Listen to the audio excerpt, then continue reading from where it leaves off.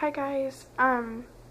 So be it through like God or the universe or internal intuition, after hearing my friend Tabby's point of view on suicide, I felt really strongly that I need to share my point of view. And this is something that's really hard for me because I've trained myself my whole life to keep everything bottled up and hidden, and it's taken everything in my power to make sure that nobody finds out. So I really pray that someone can take something from this video, just like I took something extremely powerful from Tabitha's video.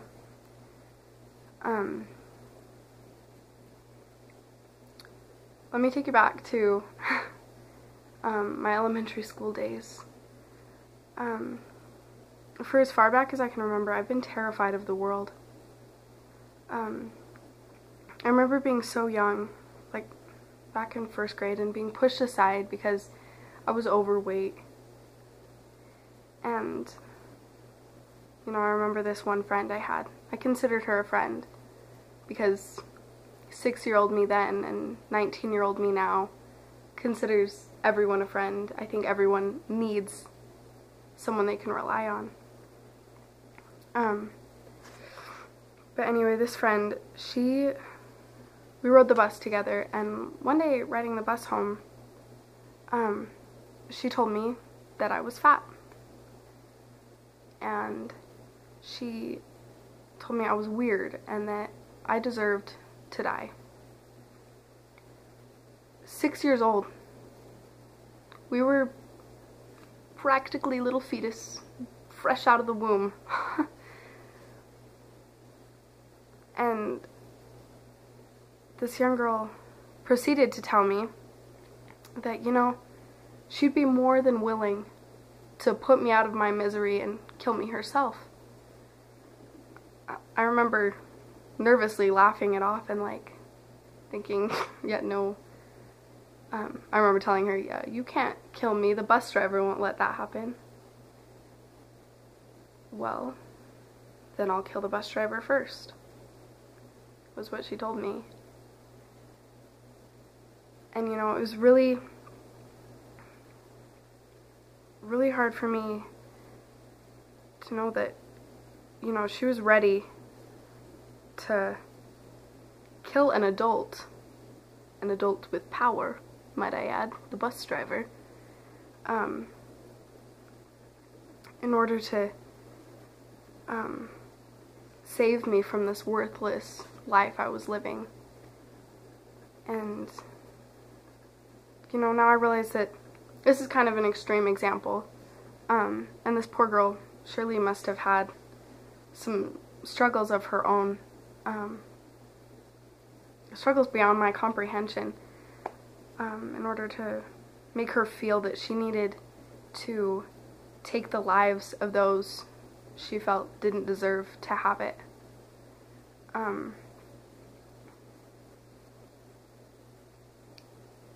Just all throughout my elementary school, I remember the dread of recess.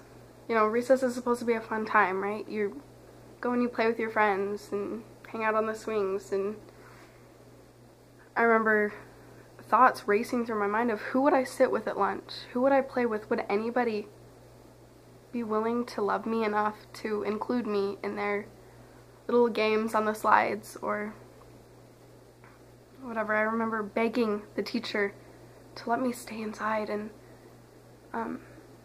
help her clean the whiteboards or organize some desks or hole punch papers, anything. Please just let me stay inside. Teacher, I'm sick. I can't go play. Just any excuse I could find to prevent me from going outside and being viewed as the girl with no friends. And that was like heartbreaking for me, but you know, middle school grew closer and closer, and you know, that was relieving to me to know that I wouldn't have to worry about recess anymore. But then a whole new problem presented itself with middle school, and that was the problem of gym class. And, like, great, now not only does the whole world see that I'm fat, now they have to watch me as I struggle to finish that mile run and be one of the last people to cross the line, and they're all waiting to go inside because it's cold outside. We gotta wait for the fat chick to finish running. And knowing that all of their eyes were on me, and whether they were or not, I don't know, but it felt like the whole world was watching me, and that was so much pressure and anxiety. And the thought of, I have to change in front of these girls, these beautiful girls who I know are ruthlessly gonna judge me for my body. So I became that girl who took my clothes into the bathroom stall and changed in there, because there was no way I was gonna allow them to point out my flaws and judge me, even though, granted, I know some of them wouldn't, but those were fears of mine. So a good part about middle school, though, and the new school, was that I did meet new amazing people, and I gained new friends. Finally, I had somewhere to sit at lunch, and that was great. I wasn't terrified out of my mind that that half-hour lunch break was going to roll around and I would be wandering aimlessly, just waiting for class to start again. But, for some reason I was still sad. I was constantly sad, and I tried to smile, and, hopefully I put up a good act for those of you who knew me in middle school. I tried to explain to myself. I remember trying to figure out why I was sad. And I would sit every night and ponder, people have it so much worse than me. I have a home, I have food and clothes and people who seem to care about me, so why am I so sad all the time? And nothing came but the tears. And that's when I realized that even I didn't know what was wrong with me, which made me so much more frustrated with myself. It's like, nothing's wrong with you, Amanda. Snap out of it. Stop crying. Stop pitying yourself. And stand up for the world and yourself and become who you should be. It wasn't until later in my life that I was diagnosed with depression. But, little, 13, 14-year-old me just seemed sad and confused and angry, and I didn't know why. And I turned it all back on myself and blamed myself for all of that sorrow I was feeling.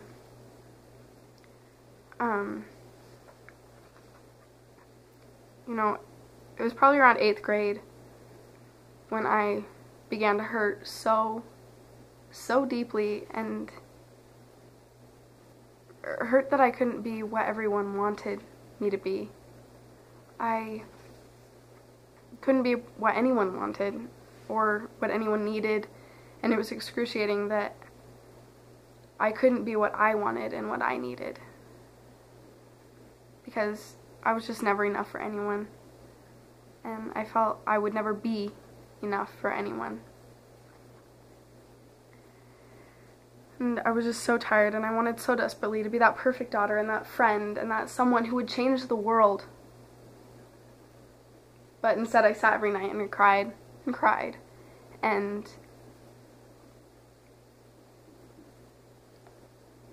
the worst part was I didn't know why. And I couldn't even change my own mind, let alone change the world. I was so broken, and no one cared to notice. And terror filled my mind constantly with the thoughts of what is happening to me. Who am I becoming? I'm becoming someone I never dreamed I would be.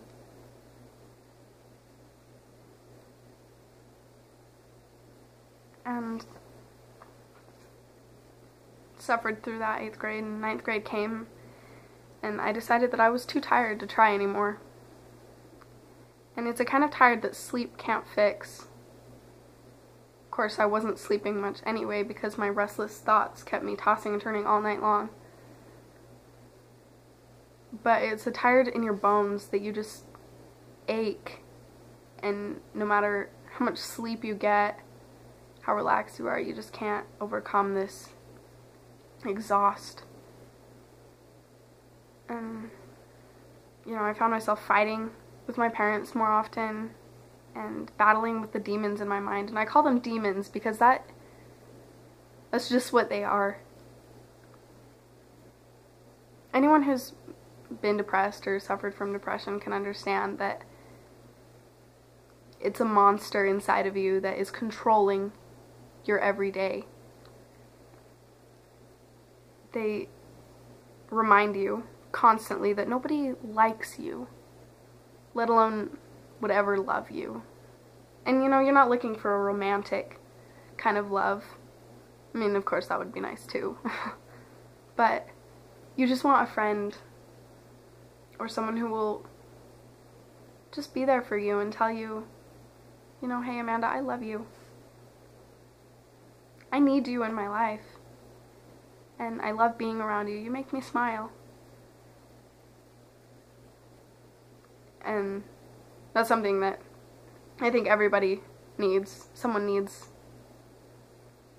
needs someone who will reassure them that they're loved and cared about.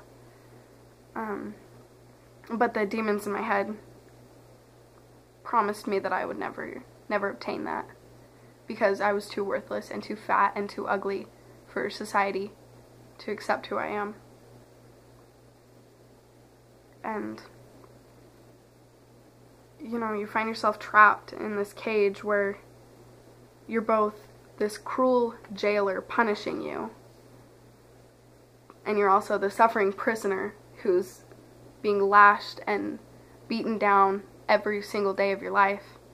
And you get to a point where day-to-day tasks can trigger you and change your thoughts to just angry sorrow, and you're getting a drink of water and you drop the glass, and the monsters, the demons in your mind tell you, wow, you're an idiot. You can't even get yourself a glass of water. So why should you even continue in this life if you can't complete a simple task as getting yourself a drink? And they remind you every day and every night that you are too sensitive and too stupid, too naive and ugly and worthless, and that everything is your fault and you are only making it all worse by continuing to live. And I would scream and I would cry and I would be filled with so much anger and sorrow towards people and myself and the world and our society and God.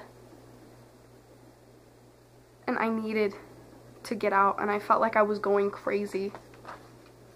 I'd become so severely overwhelmed with everything. And you ask yourself, how the world would be without you. You start asking yourself questions like,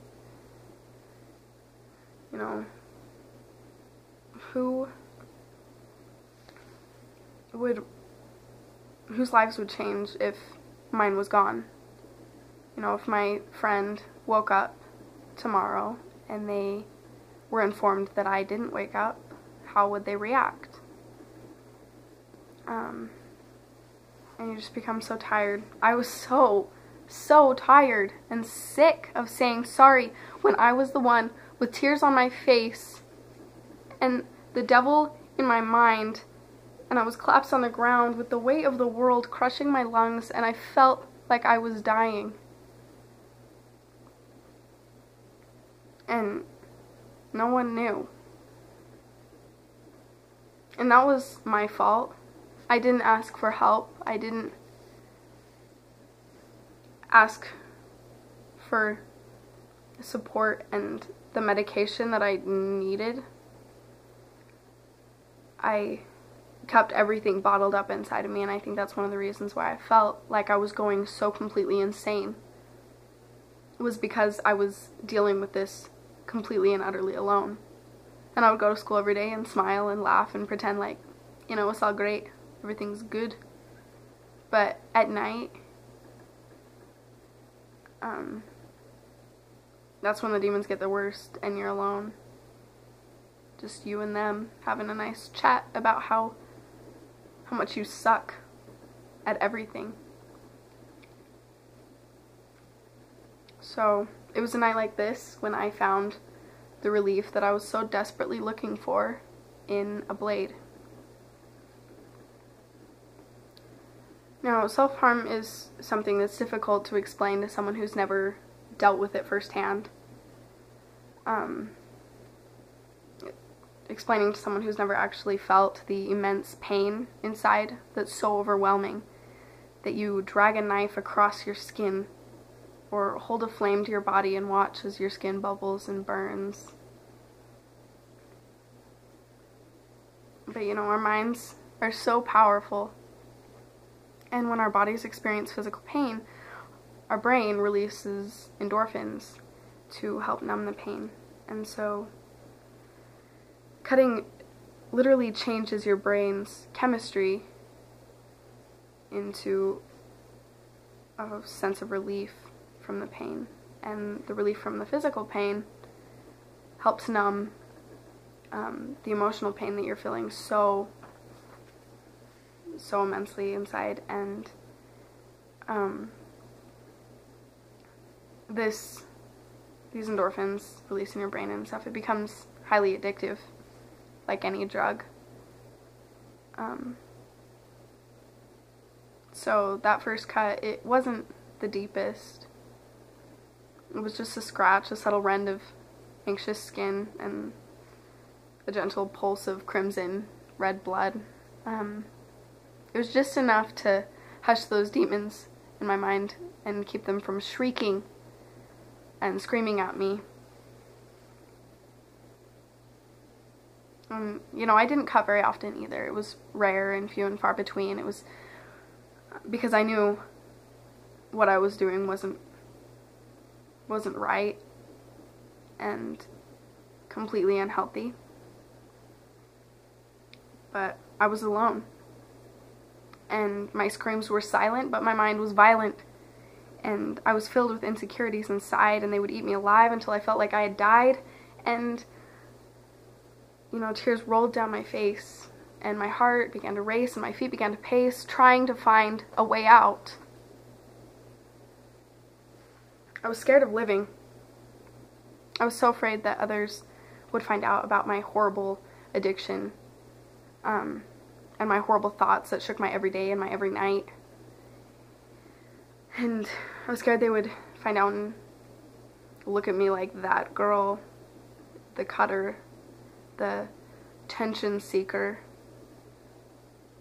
But, if I was seeking attention, I would cut where nobody would see. I cut my stomach and my hips and my ribs and my thighs.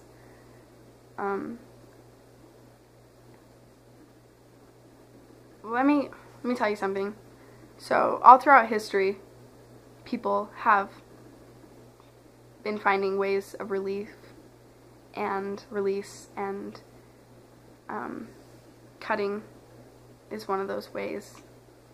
Dating back in the scriptures, Mark 5:5, it says, "And always night and day he was in the mountains and in the tombs and cutting himself with sharp rocks."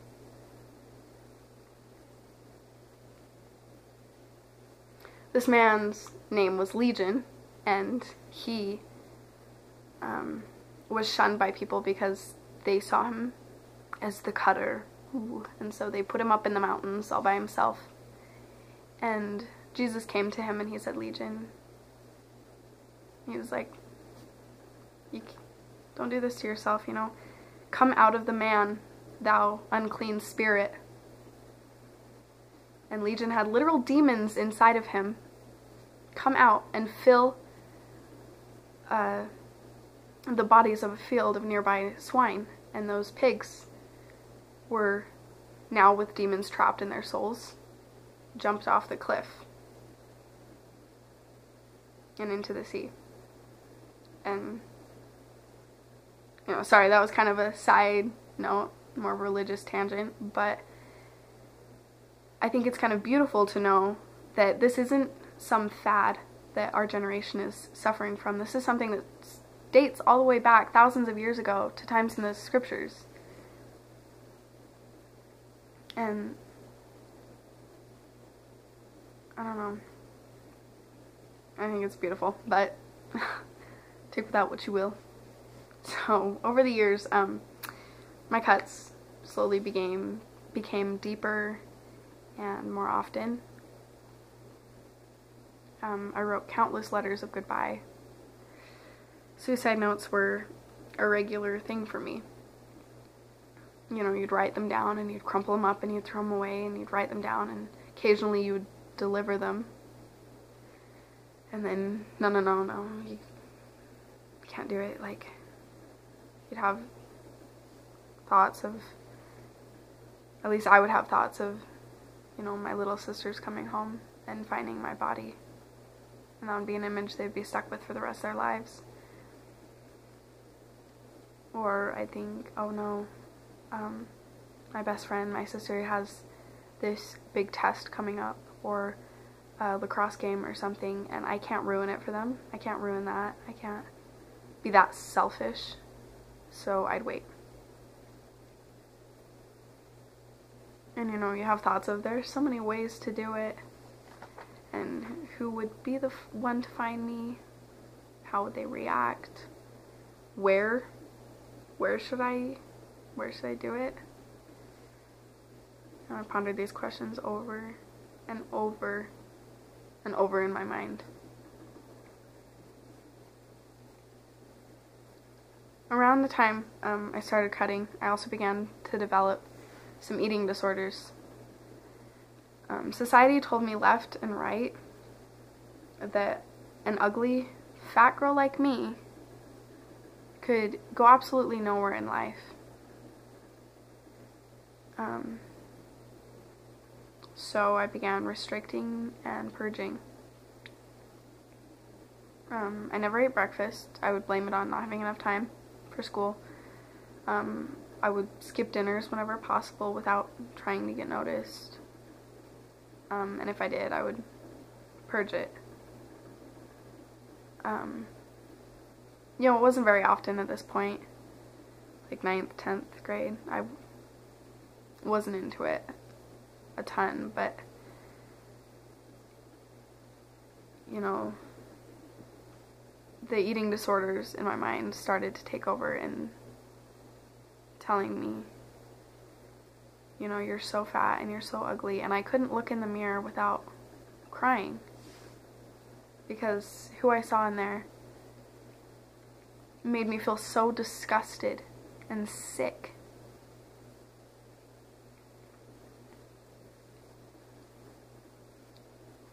Flash forward to last December 2013, I made the decision to move out of my parents' home.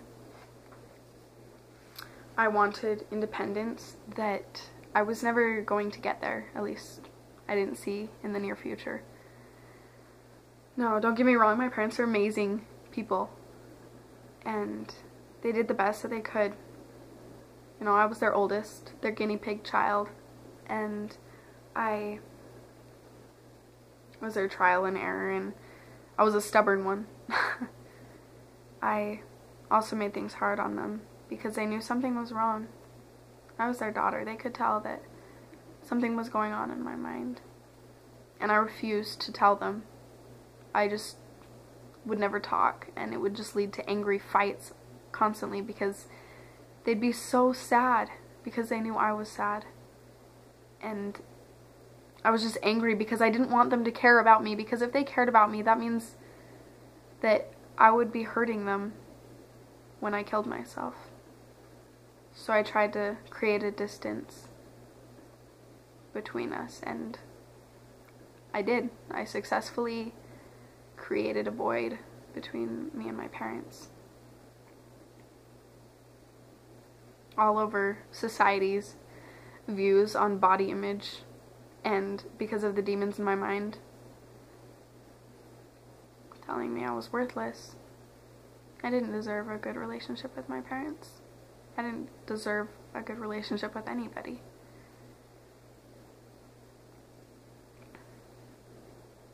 So my parents were just scared, and they thought the best way to keep me safe from myself was to keep me at home and kind of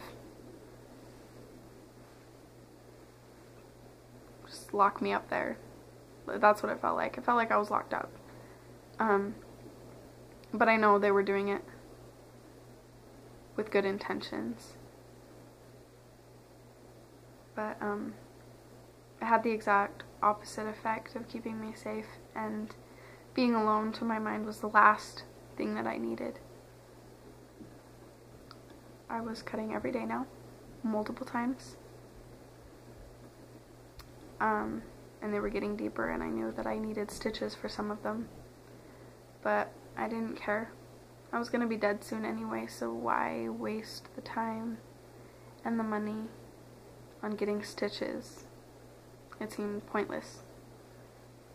I was trapped in this cycle of self-harm and self-hate and guilt and anger and sadness. But I kept smiling on the outside even though I was dying on the inside. Now, in the back of my mind, I knew that I wanted to serve a mission for the LDS Church. And I could leave November 2014, once I was 19 years old. So I moved out and decided to get my act together. Get ready for my mission. It seemed easy, right?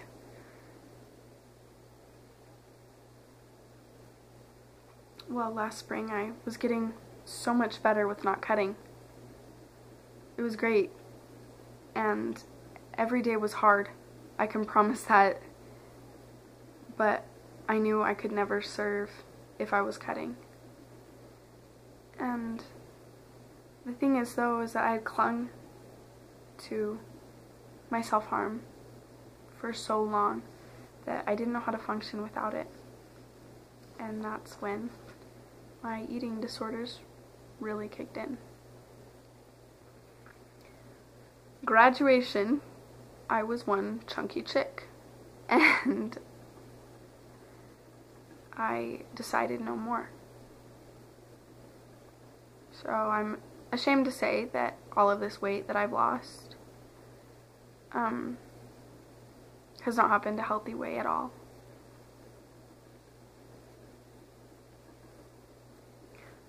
Over the summer, it was a pretty good week if I got 200 calories in.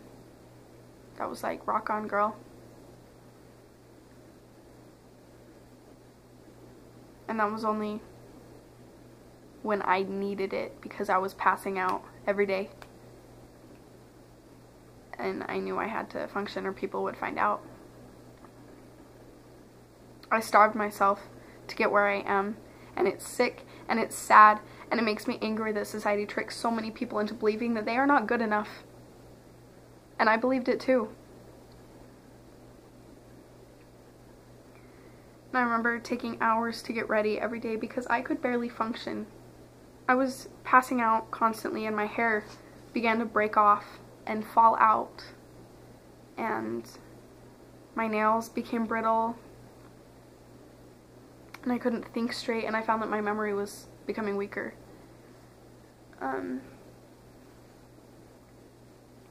You know, my sister and I, we had decided to read The Time Machine by H.G. Wells over the summer. And it was a good book, by the way. But I remember wanting so desperately to participate in this and enjoy the story and read with her. But every time it was my turn to read, I would stumble over my words, and it took everything in me to focus word by word on the page. Because my brain was starving and it was preventing me from enjoying anything in life. But hey, I was losing weight, right? And getting on that scale every day to see it 2 pounds lighter was really empowering feeling for me. And it triggered me into progressing further into my eating disorder.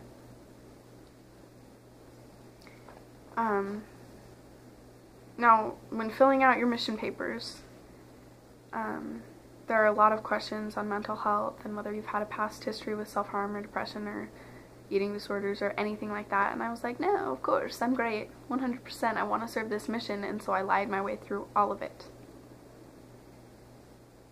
And I remember waiting an amazingly long time for my call to come. And 4.5 weeks later, it finally came. And I was so truly happy. For the first